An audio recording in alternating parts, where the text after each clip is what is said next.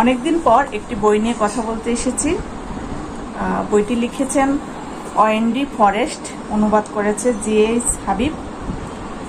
বইটির নাম রোজা লুক্সেমবার্গের জীবন। এটি প্রকাশ করেছে প্রথা প্রকাশ।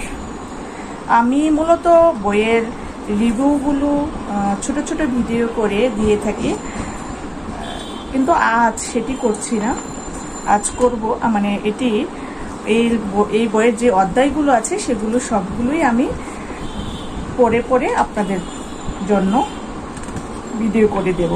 আজকে প্রথম অধ্যায়টি আমি পড়ব। প্রথম অধ্যায়, লাল রোজা।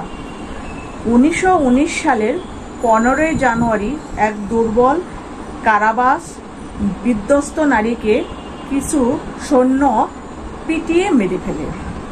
বন্দুকের কুদোর আঘাতে তার মাথা গুঁড়িয়ে দেওয়া হয়েছিল। এরপর তাকে গুলি করে একটা খালের মধ্যে নিক্ষেপ করা হয়। রোজা লুক্সেমবার্গ যখন প্রায় 49 বছর বয়সে নিহত হন, তখন তিনি ছিলেন জার্মানির বিপ্লবী বিদ্রোহের একজন নেতা। এই বিদ্রোহের সময় শত শত শ্রমিককে হত্যা করা হয়। সমাজবাদী একমাত্র রাজনৈতিক ব্যবস্থা যা পৃথিবীতে শান্তি, সাম্য ও ন্যায় বিচার এনে দিতে পারে।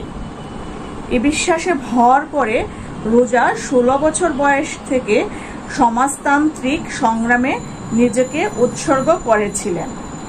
যুদ্ধ। রোজার খুনিরা জার্মান সেনাবাহিনীর হয়ে যুদ্ধ করেছিল। এই সেনাবাহিনী 1914 থেকে 18 সালের বিশ্বযুদ্ধে সদ্য পরাজিত হয়ে ফিরে এসেছিল।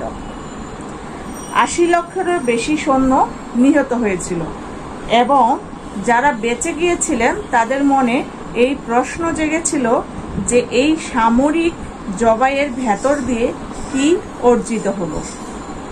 রোজা বিশ্বাস করতেন প্রথম বিশ্বযুদ্ধ ছিল নতুন নতুন ভূমি আর সম্পদের জন্য ইউরোপীয় রেষারেষি বা প্রতিদ্বন্দ্বিতার ফল। সমুদ্র পাড়ের উপনিবেশগুলো ইউরোপীয় শিল্পকে কাঁচামাল ও পণ্য বিক্রির বাজারে যোগান দিত, কিন্তু এই প্রতিদ্বন্দ্বিতা ছিল মূলত কারখানা মালিকদের মধ্যে। সেসব কারখানায় যেসব সাধারণ মানুষ কাজ করতেন তাদের মধ্যে নয়।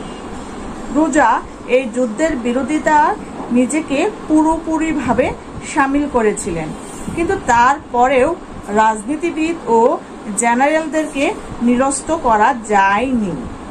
3 লাখ তরুণ জার্মান মৃত্যুবরণ করেছিল এবং নিজের দেশের শত্রু হিসেবে রোজাকে গ্রেপ্তার করা হয়েছিল। বিপ্লব। 1917 যখন প্রথম বিশ্বযুদ্ধ চলছে, তখন কারারুদ্ধ রোজা রুশ বিপ্লবের খবর পেলেন। রুশ সম্রাট তথা জার এর উৎখাত ও শ্রমিকদের ক্ষমতা দখলের খবরে রোজা আনন্দে উদ্বেলিত হলেন। রোজার জন্ম এবং বেড়ে ওঠা পোল্যান্ডে। সে সময় দেশটি রুশ সাম্রাজ্যের অন্তর্ভুক্ত ছিল। তিনি জানতেন জারের শাসনামলে রাশিয়ার সাধারণ মানুষ কতটা যন্ত্রণা ভোগ করেছে। 12 বছর আগে তিনি জারের পুলিশি স্টেটের বিরুদ্ধে একটি আন্দোলনে অংশ নিয়েছিলেন। রোজা জার্মান শ্রমিকদেরকে আহ্বান জানালেন যেন তারা রুশ জনগণকে সমর্থন জানান, সমাজবাদের পক্ষে মাথা তুলে দাঁড়ান এবং যুদ্ধের অবসান দাবি করেন। 1918 সালে হাজার হাজার জার্মান শ্রমিক বিদ্রোহের ডাকে সাড়া দেন এবং তারই ফলস্বরূপ রোজা কারাগার থেকে মুক্তি লাভ করেন। তিনি ছিলেন সেই সংগ্রামের একজন অগ্রসেনানী, চিন্তা চেতনা ও বাস্তব কর্মক্ষেত্রের একজন নেতা, কিন্তু সেই আন্দোলনকে গুড়িয়ে দেওয়া হয় এবং রোজাকে হত্যা করা হয়। হিটলার ও স্ট্যালিন। যে বছর রোজা নিহত হন সে বছরই হিটলার নাৎসি পার্টি গঠন করেন, আর সেই দলই 1933 সালে জার্মানিতে ক্ষমতায় আসে।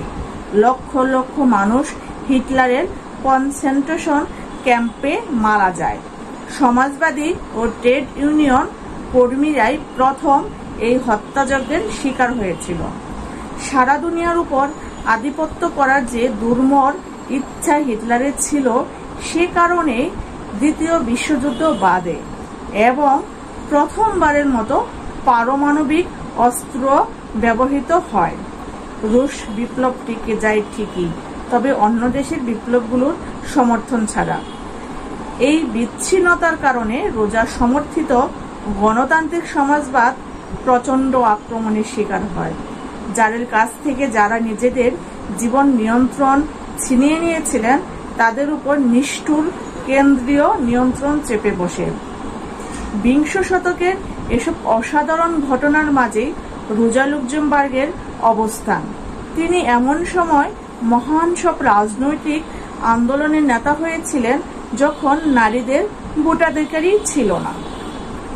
রোজার কাছে সমাজবাদী ছিল ইতিহাস বোঝার আর তৈরি করার চাবিকাঠি। এটা দিয়ে অতীতকে ব্যাখ্যা করা যায় এবং ভবিষ্যতের জন্য পরিকল্পনা করা যায়।